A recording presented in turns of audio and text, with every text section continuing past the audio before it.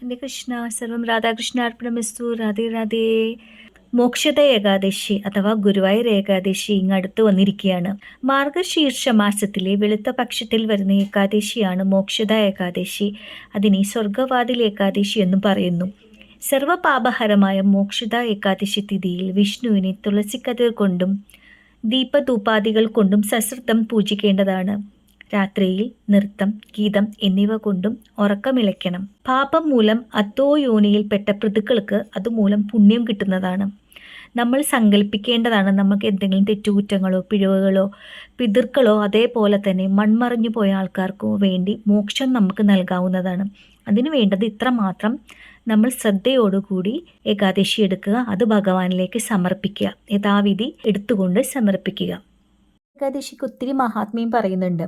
ഇതിൽ ഒരു നമ്മുടെ പാർത്ഥസാരഥി ക്ഷേത്രത്തെക്കുറിച്ചുള്ള ഒരു ഐതിഹ്യമാണ് ഞാനിപ്പോൾ ഇവിടെ പറയുന്നത്. പഞ്ചപാണ്ഡവരെ മാതാവായ കുന്തിദേവി പൂജിച്ചിരുന്നൊരു വിഗ്രഹം ഉണ്ടായിരുന്നു, ഈ ക്ഷേത്രത്തിൽ പ്രതിഷ്ഠിച്ചിട്ടുണ്ട്.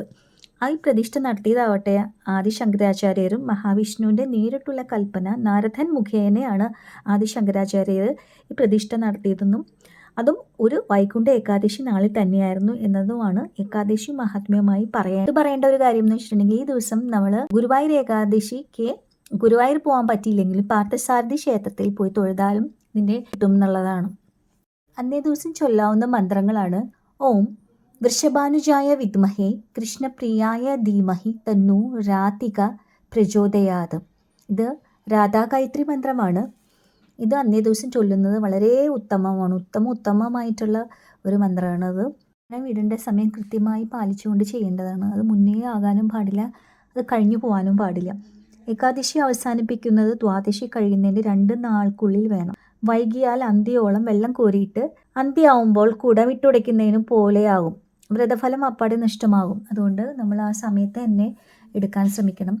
അന്നങ്ങൾ അതേപോലെ ധാന്യങ്ങളൊക്കെ വർജിച്ചുകൊണ്ട് ദശമി ദിവസം ഒരു നേരം അന്നം കഴിക്കുക, ഉച്ചയ്ക്ക് അന്നം കഴിക്കുക, രാവിലെയും വൈകിട്ടും വേറെ എന്തെങ്കിലും ചോറില്ലാത്ത എന്തും തന്നെ കഴിക്കാവുന്നതാണ്. ധാന്യങ്ങൾ എല്ലാം തന്നെ ഒഴിവാക്കേണ്ടതാണ്. അതേപോലെ നമ്മൾ കപ്പലണ്ടി കഴിക്കാം. മണ്ണിൽ വളരുന്നതായിട്ട് കിഴങ്ങ്, കൊള്ളി, കപ്പ ഇതൊക്കെ കഴിക്കാവുന്നതാണ്. കൂവപ്പൊടി കാച്ചിക്കുറുക്കി കഴിക്കാവുന്നതാണ്. സാബുദാന കൊണ്ട് കിച്ചടി ഉണ്ടാക്കി കഴിക്കാം. അപ്പം ഇതൊക്കെ കഴിക്കുമ്പോൾ നമുക്ക് നമ്മൾ 2 ദിവസം എടുക്കണമല്ലോ എന്ന് വിചാരിക്കുമ്പോഴാണ് നമുക്ക് ബുദ്ധിമുട്ട് തോന്നുന്നത്. ഓരോ ദിവസം ആദ്യമായിട്ട് എടുക്കുന്ന ആൾക്കാർക്ക് ഇതൊക്കെ വെച്ചിട്ട് മധുരക്കിഴങ്ങ്, കപ്പ ഇതൊക്കെ വെച്ചിട്ട് രാത്രി ദിവസങ്ങളിൽ നമുക്ക് കുട്ടികളും അതേപോലെ പ്രായമുള്ള ആൾക്കാർ, മരുന്ന് കഴിക്കുന്ന ആൾക്കാരൊക്കെ ഉണ്ടാവുമല്ലോ, അപ്പോൾ അവർക്കൊക്കെ ഇങ്ങനെ എടുത്ത് പിന്നെ നമ്മൾ പാലും പഴവുമായിട്ട് എടുക്കുന്നുണ്ട്. പിന്നെ ചിലവർ ഒന്നും കഴിക്കും, നിർജ്ജലമായിട്ട് എടുക്കുന്ന ആൾക്കാരും ഉണ്ട്. അപ്പം നമ്മുടെ കപ്പാസിറ്റി അനുസരിച്ചിട്ട് നമുക്കറിയാമല്ലോ എങ്ങനെയൊക്കെയാണെന്നുള്ളത്. അപ്പോൾ അതനുസരിച്ചിട്ട് നമ്മൾ എടുക്കുക. പക്ഷെ എടുക്കാത്ത ആൾക്കാരും എടുക്കാൻ ശ്രമിക്കുക. എന്നെ ശ്രമിച്ചുകൊണ്ടിരിക്കുന്ന എല്ലാ സുഹൃത്തുക്കൾക്കും ഗുരുവായൂർ ഏകാദശി എടുക്കാൻ സാധിക്കുമാറാകട്ടെ എന്നും, കൂടാതെ ആ അപൽബാന്ധവനായ ഭഗവാന്റെ അസീമമായ കൃപയ്ക്ക് പാത്രീഭൂതരാകട്ടെ എന്ന് പ്രാർത്ഥിച്ചുകൊണ്ട് വീഡിയോ നിർത്തുന്നു. നന്ദി, നമസ്കാരം.